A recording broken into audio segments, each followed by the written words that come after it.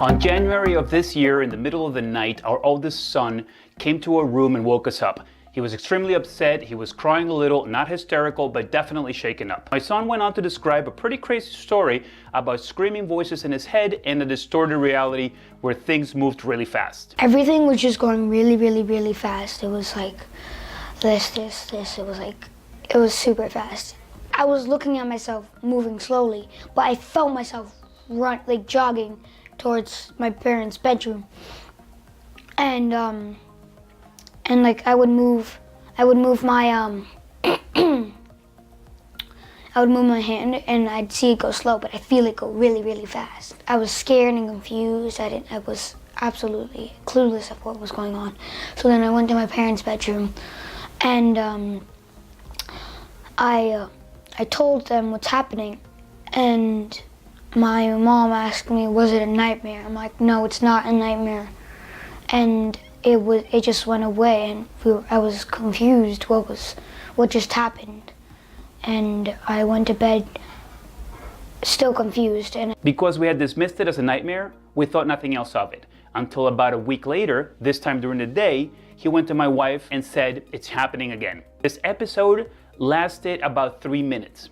My wife immediately started searching for information, and when she Googled, my son hears a man screaming in his head and everything is moving at a fast speed, she found a blog. I've added it at the bottom. During my research, I found out that a mother was talking about her daughter having the exact same symptoms as my son. I truly felt relief at that moment. She found that people had experienced similar episodes, and we're calling this Alice in Wonderland Syndrome, or AIWS. There were even several adults who shared having these symptoms as adults. What had been difficult for us until my wife found someone else experiencing the same symptoms was that although there were similarities in the stories, none were exact. During the episodes, children have reported the following: visual hallucinations of distorted faces or scary people, enlarged hands or body parts, and shrunk hands or other body parts. Inanimate objects in the room can also change size.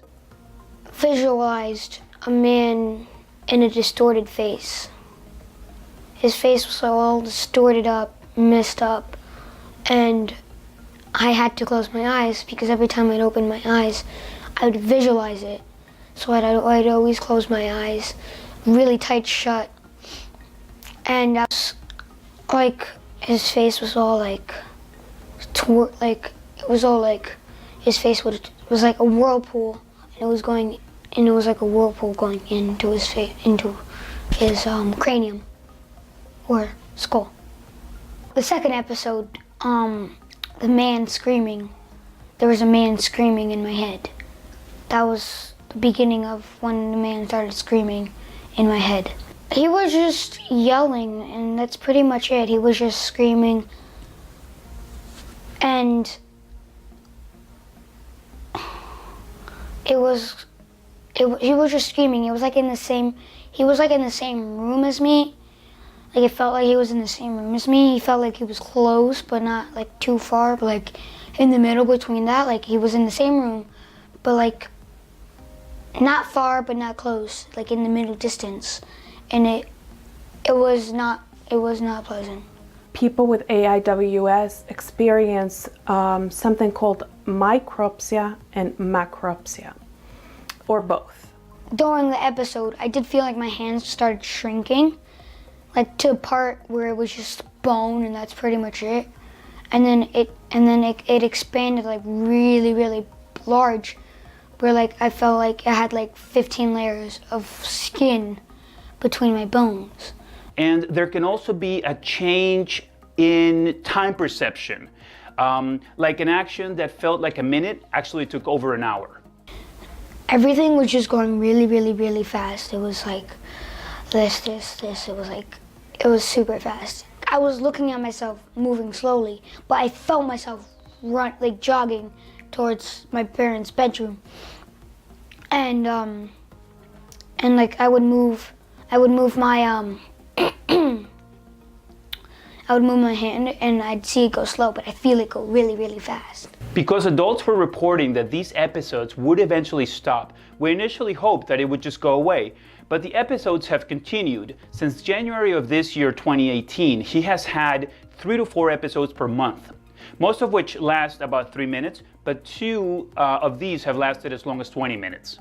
The first 20-minute episode I've ever had was when I had strep throat, I had 104 fever, and it really was really bad that time.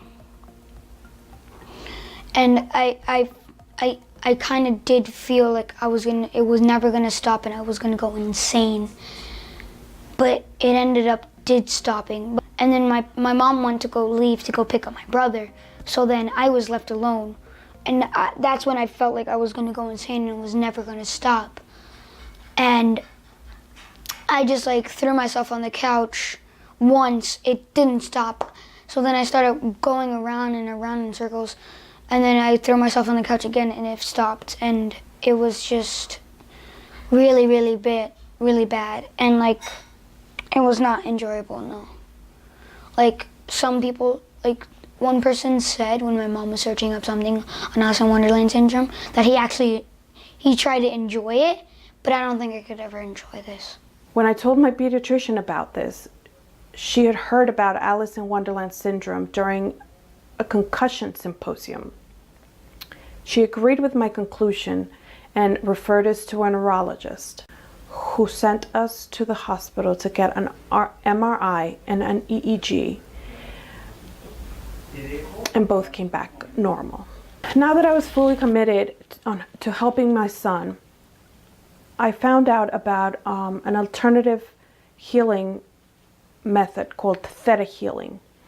I got the whole family, got in the truck, drove an hour away, and were led on this short meditation. We're here mostly because of me, because I have a syndrome called Alice in Wonderland Syndrome. It's very rare. Hardly any doctors or any psychologists know about it.